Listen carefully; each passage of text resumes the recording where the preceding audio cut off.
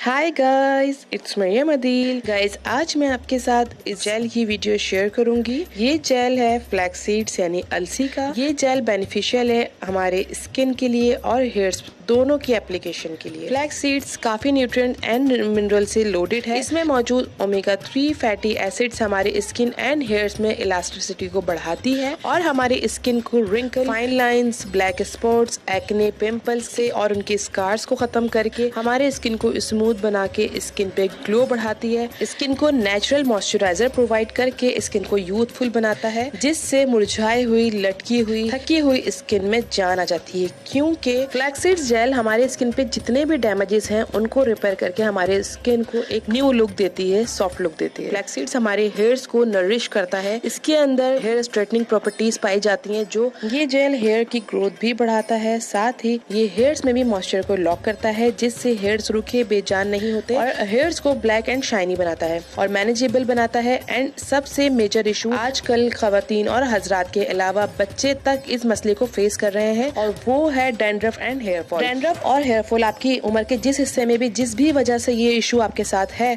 तो flax seeds का ये जेल आपके हर इस प्रॉब्लम को सॉल्व करेगा। आप 6 से 7 साल के बच्चों के हेयर्स पे भी इस जेल को यूज कर सकते हैं, कॉज ये चीजें नेचुरल होने की वजह से बिना डरे इन्हें यूज किया जा सकता है। तो चलें आगे बढ़ते हैं फ्लैक्स सीड जेल को बनाना कैसे है। लेकिन उससे पहले मेरे चैनल को अगर अभी तक आपने सब्सक्राइब नहीं किया है, मेरे चैनल पे न्यू है आप, तो सबसे पहले मेरे चैनल को सब्सक्राइब कीजिए और साथ ही लगे बेल आइकन को जरूर प्रेस कीजिएगा, ताकि जब भी मेरे चैनल पे कोई न्यू वीडियो अपलोड हो उसकी नोटिफिकेशन आपको मिल सके और आप देख सके। और अगर मेरी वीडियो पसंद आए तो उसको लाइक और शेयर करना मत भूलिए। अपनी वीडियो की तरफ तो सबसे पहले मैंने एक 1/4 कप अलसी ले ली है। ये अलसी मैं एक वॉश कर लूंगी, इसको एक दफा पानी डाल के इसको, ताकि अगर इस पे कोई इम्प्योरिटीज है, वैसे इस पे है नहीं लेकिन अगर है भी तो भी वो साफ हो जाए।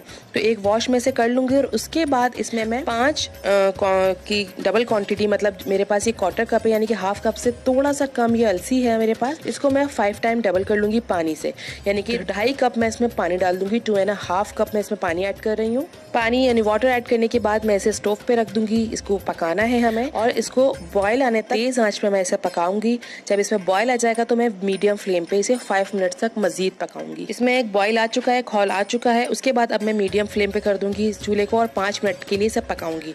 5 मिनट के बाद आप यहाँ देख सकते हैं कंसिस्टेंसी कैसी हो चुकी है। ये जो लिक्विड है जेल में कन्वर्ट हो चुका है। इसे हमें सिर्फ 5 मिनट तक ही पकाना है। अगर आप ज्यादा पकाते हैं तो पानी वेपोरेट होगा और जेल हमारा थिक हो जाएगा, फिर वो स्ट्रेन करने में बहुत ज्यादा मुश्किल करता है। तो ये हमारा अच्छी तरह से पक चुका है। आप इसकी कंसिस्टेंसी यहाँ चेक कर सकते हैं। ये एक जेल में कन्वर्ट हो चुका है। अब मैं फ्लेम बंद कर दूंगी और उसके बाद इस जेल को स्ट्रेन करूंगी। आप स्ट्रेनर भी ले सकते हैं और कपड़े की मदद भी ले सकते हैं। मैं कपड़े के थ्रू इसको स्ट्रेन कर लूंगी। यहाँ मैंने एक मलमल का कपड़ा बाउल में बिछा लिया है। उसके ऊपर अब मैं इस अलसी के जेल को पोर कर दूंगी, डाल दूंगी जितना भी मेरे पास जेल मौजूद है यहाँ, और उसके बाद इससे मैं स्ट्रेन कर लूंगी सारी अलसी के जेल। और एक बात का ध्यान रखना है, आपको इसे गरम गरम में ही करना है, मतलब इतना गर्म हो कि आप इजीली इसको हैंडल कर सकें, उतने में ही इसको स्ट्रेन करना है, वरना अगर ये ठंडा हो जाता है एक दफा तो ये जेल आपका स्ट्रेन नहीं होगा। कपड़े को अच्छी तरह से प्रेस करके मैंने सारा जेल एक्सट्रैक्ट कर लिया है। अच्छी तरह से आपको भी प्रेस करना है कि जेल उसमें रह ना जाए। अच्छी तरह दबा दबा के जेल को एक्सट्रैक्ट कर लेंगे हमारे। अब इसके बाद जितना भी जेल हमारे पास मौजूद है उसमें ये एक विटामिन ई कैप्सूल हम डालेंगे। अगर आपको थोड़ा कुछ टाइम तक के लिए इसको स्टोर करना है तो उसमें एक विटामिन ई का कैप्सूल डाल के इसको स्टोर कर लेंगे, क्योंकि विटामिन ई का कैप्सूल प्रिजर्वेटिव का भी काम करती है, तो ये जेल को हमारे जल्दी खराब नहीं होने देगा। तो इसको आप अप टू 20 डेज आप इसको स्टोर कर सकते हैं। 20 to 25 डेज इसको इजीली स्टोर कर सकते हैं फ्रिज में और अपने हेयर्स पे अप्लाई कीजिए, अपने फेस पे अप्लाई कीजिए। बहुत बेनिफिशियल, बहुत जबरदस्त ये जेल बनके तैयार हो चुका है। इसको मैंने कन्वर्ट कर लिया है एक कांच की बॉटल में। गाइस, ये जेल बनके रेडी हो चुका है अपने फेस और हेयर्स पे अप्लाई करने के लिए। इसको आप अप्लाई कर सकते हैं अपने हेयर्स पे और अपने फेस पे। अप्लाई करने का तरीका ये है कि रात में आप अगर अपने हेयर्स पे अप्लाई करते हैं तो रूट से टिप तक अपने आपने इसे अप्लाई करना है। अच्छी तरह से लगा लेंगे, पूरी तरह जिस तरह मास्क लगाते हैं पूरे बालों में, और रात भर इसको लगा रहने देंगे और मॉर्निंग में आप इसे वॉश कर लेंगे। और फेस पे भी अगर आप इसे अप्लाई करते हैं तो अपने फेस को क्लींस कीजिए, कोई टोनर अच्छा सा अप्लाई कीजिए, उसके बाद अपने फेस पे इस जेल को अप्लाई कीजिए और सो जाइए। मॉर्निंग में फेस को वॉश करिए। तो एक बेनिफिशियल सा जबरदस्त सा ये जो जेल है बनके तैयार हो चुका है। इसको जरूर बनाइए, जरूर ऐड कीजिए। ये आपके हेयर्स की सारी प्रॉब्लम्स को खत्म करेगा, आपकी स्किन की प्रॉब्लम्स को खत्म करेगा और आपको जवान दिखाएगा, आपकी हेयर्स से भी और आपकी स्किन से भी। तो एक बेनिफिशियल सा जेल की रेसिपी मैंने आपसे शेयर कर दी। इसको जरूर बनाइएगा और मुझे इजाजत दीजिए। लेकिन अभी तक अगर आपने मेरे चैनल को सब्सक्राइब नहीं किया तो मेरे चैनल को सब्सक्राइब कीजिए और मेरी वीडियो को लाइक और शेयर करना मत भूलिएगा। मुझे दीजिए इजाजत, मिलती हूँ आपसे अपनी नेक्स्ट वीडियो में। अल्लाह हाफिज़।